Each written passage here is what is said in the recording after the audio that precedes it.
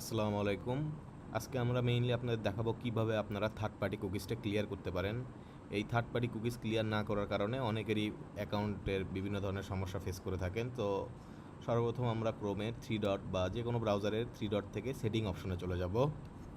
তারপরে সেখান থেকে প্রাইভেসি অ্যান্ড সিকিউরিটি এবং তারপরে দেখব থার্ড পার্টি কুকিজ নামের একটি অপশন আছে, সেই থার্ড পার্টি কুকিজে আবার ক্লিক করব। দেন থার্ড পার্টি কুকিজের নিচে স্ক্রল করলে দেখতে পারবেন see all site data and permission. এই সি অল সাইট ডাটা পারমিশনে আবার ক্লিক করে দেখতে পারবেন এখানে অনেকগুলো কুকিজ অলরেডি জমা হয়ে আছে।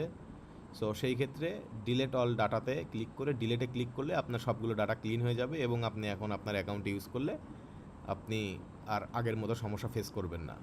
আশা করি অতি সহজেই আপনি এই ভিডিওটা দেখে আপনার এই থার্ড পার্টি কুকিজটি ক্লিয়ার করতে পারবেন। ধন্যবাদ।